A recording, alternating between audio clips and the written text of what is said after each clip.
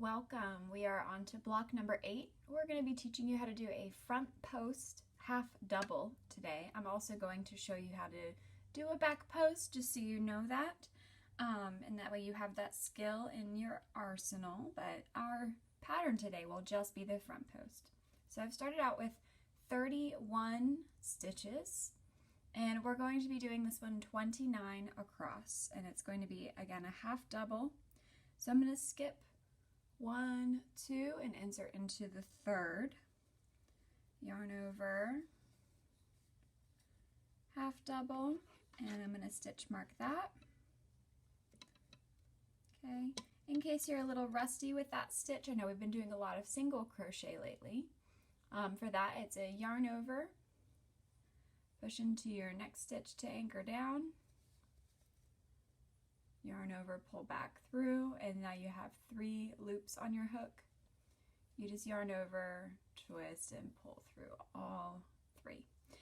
Great. So I've done 2 so far. I've stitch marked my first one, and we should have 29 across, so I'll see you when you get to the end of row 1. For row 2, we're going to start out with just chain 2, and then just a regular half double in the first stitch. So that's 1, 2, 3 down from your chain. Go ahead and mark that very first stitch. Okay. So here's where our pattern picks up. I'm just going to show you guys what this front post half double is going to look like. So basically, instead of this next stitch where we've learned front loop, back loop, and this whole thing's a stitch, we're going to actually focus on the whole, what we call a post underneath of it. So this was from stitch 1, and that's that post. Here's stitch 2, and then this is the post.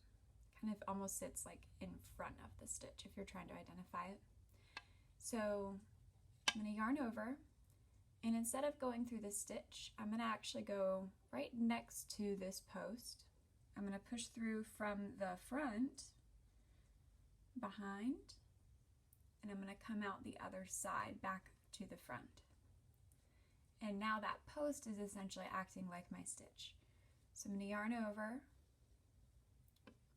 pull back through to anchor down, yarn over, pull through all 3. Okay, and we're going to alternate with just regular half doubles. So this whole thing is now stitch 2. I'm going to move over here. Here's that third post, and that's my third stitch. So I'm going to yarn over and just go through the stitch. Okay. So there was the third stitch, third post. This is my fourth post. Now we're going to be doing the front post. I do want to just show you guys quickly how to do back post. Basically, you would yarn over, reach behind your project, and then you would come up next to it from the back, weave over, and then pop out on the back. And then you would treat that like a stitch. And that would be your back post. Uh-oh, I'm caught up a little bit. Okay, but again, we're doing this front post all the way down. So we yarned over, from the front, behind, and back to the front. Pull that through. Finish the stitch. Okay. So there's that stitch in the post. Here's my next one.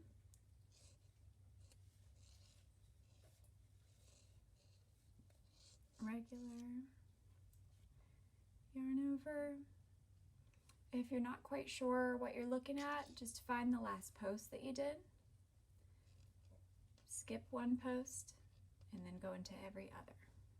So you go next to it, behind, come back out. There we go. Yarn over, pull them through. Alright, so go ahead and just continue this every other pattern until you get to the end. You should be ending in your 29th stitch with a regular half double. So I'll catch up with you when we get there. So for the pattern that we're going to make, we're just simply going to do every other row as a regular half double across. So you're just going to do in your normal stitches.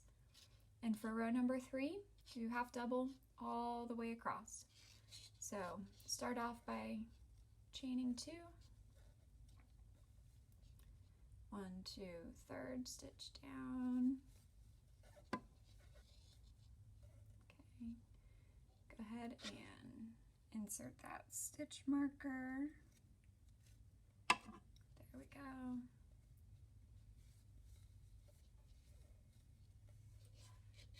Okay, so pretty basic here.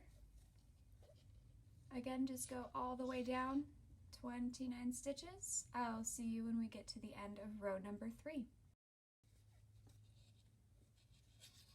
All right, I turned that around. So now this is the front side. We're about to start row number 4. And the textured row that we have is now kind of sandwiched with this normal row of half double. So the posts that you're looking for should actually be even easier to find, hopefully. So start off row number 4 by doing your chain 2. You're going to insert into the third stitch down. Y'all can hear my dogs going a little crazy today. Oh boy. It's just going to be a busy day, I guess. Alright, so I'm marking that first stitch. And now every other we're doing our front post. So here's the front post from row number 2. I'm going to yarn over. I'm going to go around that post. So we're actually skipping a whole row to get down here. And so one thing I want to do now is keep this really nice and loose. Okay. And I did my half double. Now I'm keeping it loose because if you do this too tight, you're going to get a row that is really bunching. It's going to be hard to work into later. If you keep it nice and loose, yeah, it's going to seem like there's almost too much going on, but as we progress through this pattern, you'll have a nice, almost braided looking texture that's going to carry up through by skipping that whole row.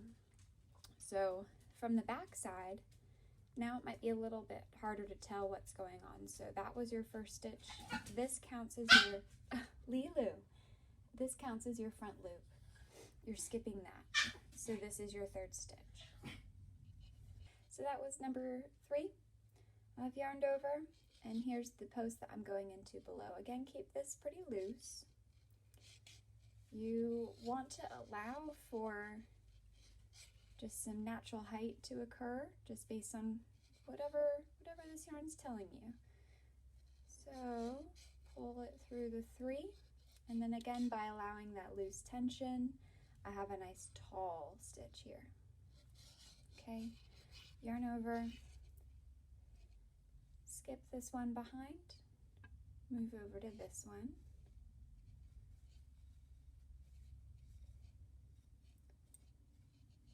Yarn over, loosey-goosey.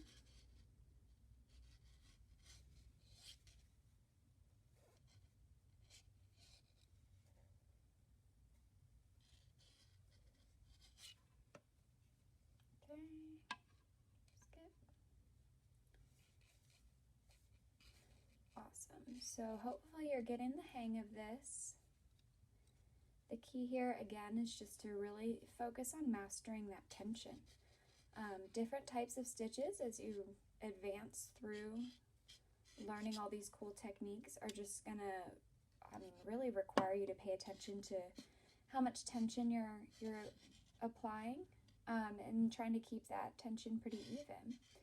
So we're starting to see here our pattern is building. You're going to have these really cool, beautiful, braided looking rows.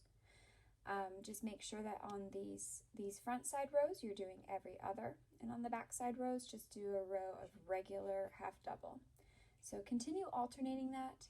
I'll see you at the end of the block. All right, friends, so you'll notice here that the colors changed. I posted a separate video about how to do a seamless color change with no knot. And I just kind of threaded my ends through the back there while I was crocheting. You can also weave things a bit cleaner. I just felt a little lazy today. So I am going to fold down to my bottom edge, make sure that I have a good square. Get that in view for you. Okay, and we're good to go. So I've made myself a good square here. One thing that I want to go ahead and point out, to be fair, is I did not end up doing 29 stitches across after all. This ball of yarn that I had laying around ended up just being a lot thicker than most of the yarn I've been using through the series. So I actually only did 23 across, but when I measure this, it ends up being the 8 inches that I need. So if you ever need to just take a block that you've already made and measure it up to something that we're making now and you realize that the sizes are off, then make those adjustments. Definitely don't be scared to go a little bit off of the instruction, okay? But anyways, we'll go ahead and tie up all of the chit chat for now and just let you guys wrap this up. So I'm still gonna make sure that I stitch in 28 stitches across every single edge. And now you have this really beautiful, almost ribbing looked pattern, and it is your front post half double crochet. I hope you enjoyed. Thank you so much. Make sure you like and subscribe, and we will see you back for block 9. All right, bye-bye.